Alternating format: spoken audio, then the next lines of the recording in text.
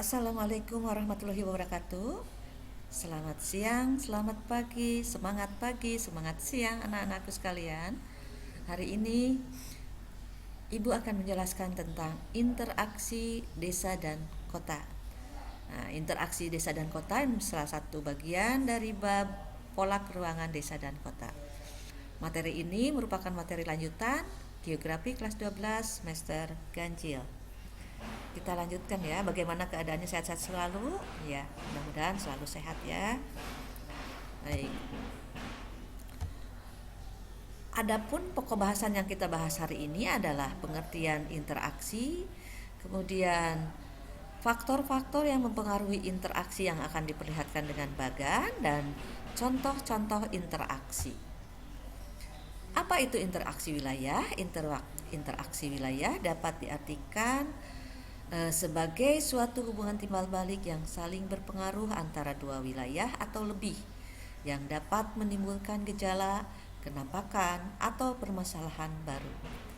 Interaksi tidak hanya terbatas kepada gerak pindah manusianya, melainkan juga menyangkut barang dan informasi yang menyertai tingkah laku manusia ya. Jadi itu interaksi itu berarti hubungan timbal balik, itu digarisbawahi. Faktor-faktor yang mempengaruhi interaksi keruangan menurut Edward Ullman adalah regional complementary atau adanya wilayah yang saling melengkapi, intervening opportunity, adanya kesempatan untuk berintervensi, dan spatial transferability, adanya kemudahan transfer atau pemindahan dalam ruang. Kita bahas satu persatu. Yang pertama adalah regional complementary atau wilayah yang saling melengkapi. Kita perhatikan bagannya. Wilayah A dan wilayah B. Nah, ini kita contohkan ada dua wilayah yang berbeda sumber dayanya. Wilayah A surplus sumber daya X dan minus sumber daya Y.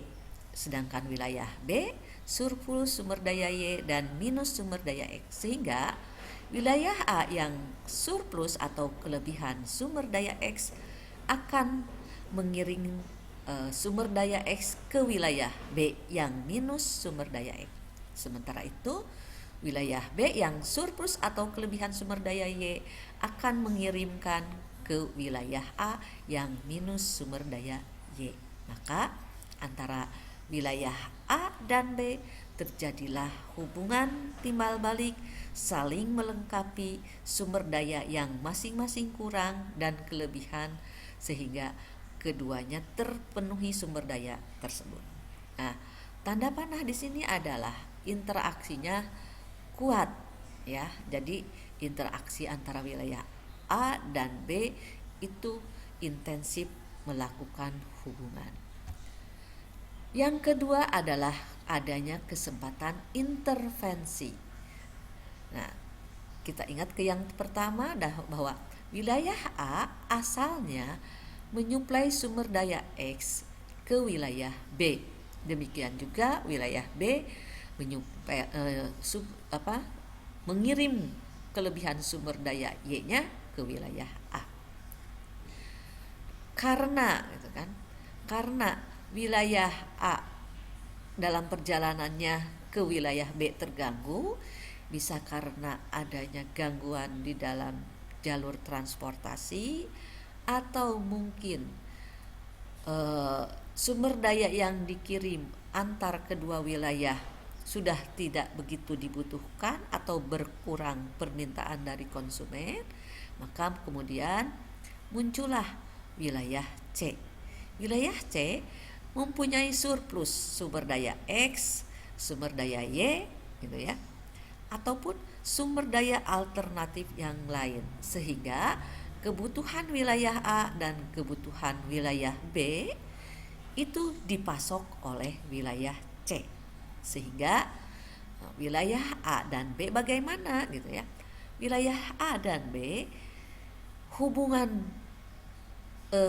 interaksinya menjadi melemah atau berkurang, tetapi condong lebih banyak berpindah ke wilayah C, sehingga A dan C menjadi kuat, B dan C juga interaksinya menjadi kuat.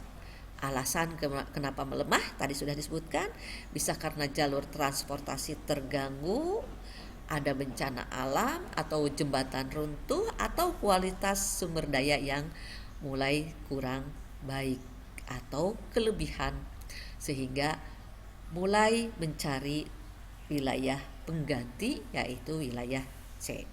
Paham ya? Baik. Yang ketiga adalah adanya kemudahan pemindahan ruang. Wilayah A tadi sudah pertama dijelaskan, dan wilayah B melakukan hubungan timbal balik. Wilayah A kelebihan surplus surplus sumber daya X, wilayah B kekurangan sumber daya X tadi kan kemudian dipasok. Nah, pada saat wilayah A melakukan hubungan timbal balik ke wilayah B, ternyata barang sumber daya X yang biasa dikirim ke wilayah B ada sumber daya pengganti lainnya, sehingga wilayah B merasa tidak perlu begitu banyak meminta pasokan dari wilayah A. Contohnya, wilayah A semula mengirim bata merah ke wilayah B. Namun di wilayah B terdapat sumber daya pengganti selain bata merah, yaitu batu batako ya. Nah, akhirnya permintaan bata merah dari wilayah A dari wilayah A itu berkurang ke wilayah B, karena wilayah B sudah ada sumber daya penggantinya. Sumber daya pengganti inilah yang merupakan pemindahan antar ruang. Nah, faktor pemindahan antar ruang ini juga tergantung kepada jarak, biaya transportasi, dan kelancaran transportasi. Jadi kenapa wilayah B mengurangi pasokan bata merah? Ya karena mungkin jarak dari A ke B jauh, sehingga biaya angkut menjadi mahal, akhirnya jatuhnya harga bata merah di wilayah B menjadi mahal. Nah, untuk supaya harga bisa terjangkau oleh konsumen, maka wilayah B menyediakan bukan bata merah lagi tapi batako. Demikian juga wilayah A.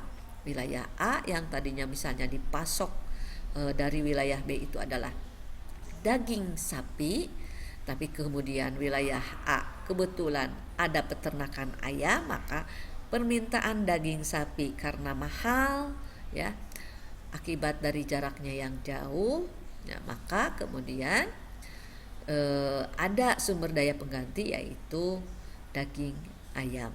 Nah, itu adalah contoh dari adanya kemudahan pemindahan dalam ruang. Nah, itulah jenis-jenis interaksi. Jadi jenis interaksi ini tergantung kepada jarak, biaya transportasi, ataupun kelancaran transportasi. Apa saja yang dipindahkan atau apa saja yang menjadikan terjadinya hubungan itu terjadi tidak hanya berupa barang, tapi informasi ataupun sumber daya manusianya ya. Nah, itulah.